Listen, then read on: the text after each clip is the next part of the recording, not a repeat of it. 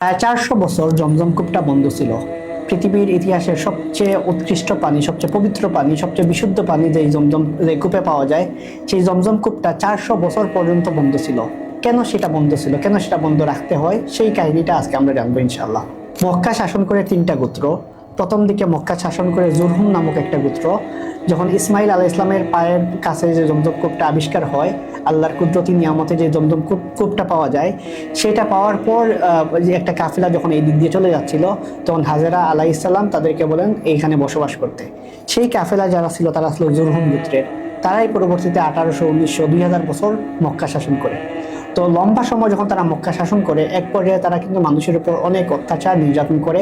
Specially তারা হাজিদেরকে যেভাবে আপ্যায়ন করার কথা, হাজিদের যেভাবে খেদমত করার কথা, সেটা তারা করে নেয়। পরবর্তীতে দেখা যায় তাদেরকে হটিয়ে এইখান থেকে নতুন করে একটা শাসক গোষ্ঠী দেখা দেয়। নতুন করে একটা শাসক গোষ্ঠী মক্কার শাসন ক্ষমতা নেয়। তারা ছিল বনু খুজা। তারপরে প্রথমে ছিল জুরহুম গোত্র, পরবর্তীতে বনু খুজা। তারা প্রায় 300 বছরের মতো মক্কা শাসন করে। তো জুরহুম গোত্র যারা 1800, 2000 বছর মক্কা শাসন করে, তারা যখন মক্কা থেকে চলে যায়, চলে যাবার আগে তারা একটা কাজ করে। তাদের যত সম্পদ ছিল সব সম্পদ তারা জমজম কূপে রেখে যায় এবং জমজম কূপটা বন্ধ করে দিয়ে যায়। অর্থাৎ আমাদের সময় যদি বলি যে কোনো একজন প্রধানমন্ত্রী বা কোনো একজন প্রেসিডেন্ট, উনি যখন বুঝতে পারলেন উনি ক্ষমতা থেকে চলে যাইতে হবে, তখন ওনার সমস্ত সম্পদ একটা কূপে রেখে যান এবং কূপটা এমনভাবে সিলগালা করেন যে এইখানে যে একটা কূপ ছিল মানুষ জানতোই না। বনু খুজায় এসে প্রায় 300 বছরের অধিক মক্কা শাসন করে, কিন্তু তারাও কিন্তু সেই কূপটা আর খুঁজে পায় নাই। অর্থাৎ জুরহুম গোত্র মক্কা ত্যাগ করার প্রায় 300 বছর চলে যায়। তা এই জুরহুম যখন বনু খুজা মক্কা শাসন করে, তারাও কিন্তু এটা খুঁজে পায় নাই জমজম কূপটা কোন জায়গায় অবস্থিত। বনু খুজাকে হটিয়ে নতুন করে মক্কার শাসন ক্ষমতা গ্রহণ করে কুরাইশ গোত্র। তারা যখন এটা গ্রহণ করে, তারাও কিন্তু খুঁজে পায় নাই যে জমজম কূপটা কোথায় অবস্থিত। প্রায় অলমোস্ট 400 বছর কেটে যায়, কেউই জানতো না জমজম কূপটা কোন জায়গায় অবস্থিত। একদিন আব্দুল মুত্তালিব কাবাগরে বিশ্রাম নিচ্ছিলেন, কাবাগরের পাশে ঘুমাচ্ছিলেন। তখন তিনি একটা স্বপ্ন দেখেন। প্রথমে যেদিন স্বপ্ন দেখেন, সেই স্বপ্নে তাকে বলা হয় তাইয়িবা। তাইয়িবা মানে হলো পবিত্র, কিন্তু এই স্বপ্নের হিন্টসটা তিনি বুঝতে পারলেন না। পরবর্তী দিন আবার একটা স্বপ্ন দেখলেন, সেই স্বপ্নে তাকে বলা হলো বাররা। বাররা অর্থ কল্যাণময়ী, এটারও সাংকেতিক মিনিংটা উনি বুঝতে পারলেন না। 3 নম্বর দিন তিনি আবার স্বপ্ন দেখলেন, সেই স্বপ্নে তাকে বলা হলো মাজনুনা, যার অর্থ হলো গোপন ভান্ডার। এটাও তিনি বুঝতে পারলেন না যে ওনাকে কি বলা হলো। চতুর্থ দিন উনি স্বপ্ন দেখলেন জমজম। জমজম এই শব্দটা শোনার পর কিন্তু উনি বুঝতে পারলেন যে ওনার সেই লিগেসি, ওনার পিতৃপুরুষদের লিগেসি, সেই জমজম কূপের কথা।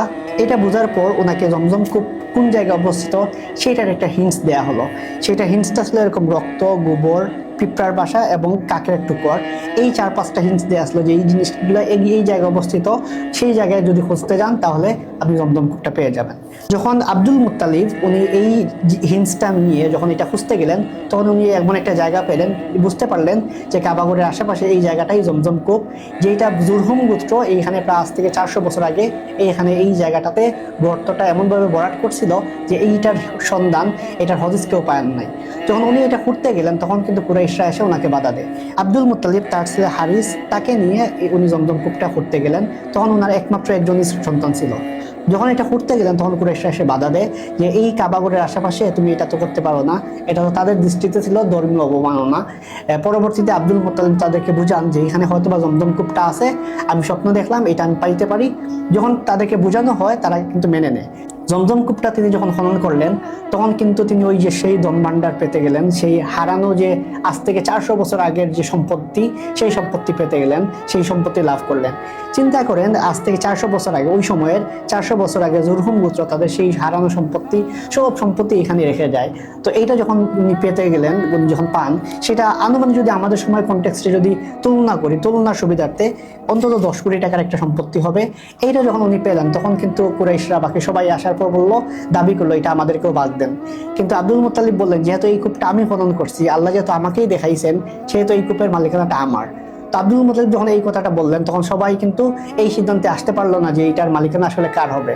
যখন এইটা নিয়ে বিরোধ দেখা দেয়, তৎকালীন সময়ে কুরাইশরা কোনো কিছু নিয়ে যদি তাদের বিরোধ দেখা দিত, তখন তারা একজন গণকের কাছে যেত, তার কাছে গিয়েই কিন্তু তারা সমাধানটা নিয়ে আসতো। যখন তারা একজন গণকের কাছে যাওয়ার জন্য রওনা দেয়, প্রতিমধ্যে তাদের পানি ফুরিয়ে যায় এবং তারা বুঝতে পারে যে তারা আর বেশিক্ষণ বাঁচবে না। যখন এটা তারা বুঝতে পারে, তখন তারা নিজেদের কবর নিজেরা খুঁড়তে থাকে। ঠিক সেই মুহূর্তে আব্দুল মুত্তালিব যে ওনার যে উট ছিল, উটের কোরের আঘাত লেগে একটা কূপ হয়ে যায় এবং এই কূপটা দেখার পর তারা এই কূপের পানি পান করে। এটার ফলে তারা বুঝতে পারে ঠিক যেমন ইসমাইল আলাইহিস সালামের পায়ের কাছ থেকে একটা কূপ পাওয়া যায়, ঠিক তেমনি এইরকম একটা ইনসিডেন্ট আবার ঘটলো। তখন তারা সেই জমজম কূপটা, যেই কূপটা আব্দুল মুত্তালিব উনি পুনরাবিষ্কার করেন, তখন সেটার মালিকানা আবার তাকে ফিরিয়ে দিল। তখন তারা বুঝতে পারলো এই জমজম কূপটা যেহেতু আল্লাহ মিরাকুলাসলি ইসমাইল আলাইহিস সালামকে দান করেন, পরবর্তীতে আব্দুল মুত্তালিব ওনাকে স্বপ্নের মাধ্যমে এটা দেখান এটা কোন জায়গায় আছে, তাহলে এইটার মালিকানা আব্দুল মুত্তালিবেরই হবে। ফলে তারা এটা দাবি ছেড়ে দিল, আব্দুল মুত্তালিবই জমজম কূপটার মালিকানা গ্রহণ করলেন। সেই সময় আব্দুল মুত্তালিবের একটা রিয়েলাইজেশন হলো, ওনার তো তখন মাত্র একজন সন্তান ছিল, একজন ছেলে ছিল। সেই একজন ছেলে থাকার কারণে ওনাকে কিন্তু ওদের সাথে উনি পেরে ওঠেন নাই, কুরাইশদের সাথে দ্বন্দ্বে ওনার কিন্তু গণকের কাছে যাইতে হয়। তখন উনি রিয়েলাইজ করলেন যে আমার যদি আরো 8-10 জন সন্তান থাকতো তাহলে কিন্তু আমি অনেক সমৃদ্ধ হতাম, আমার অনেক শক্তি থাকতো, তারা চাইলেও আমাকে এই বাধাটা দিতে পারতো না। তখন তিনি একটা মানত করেন, আমার যদি 10 জন সন্তান হয় তাহলে আমি একজন সন্তানকে আল্লাহর রাস্তায় কুরবানি করব। তো এইটা উনি যখন মানতটা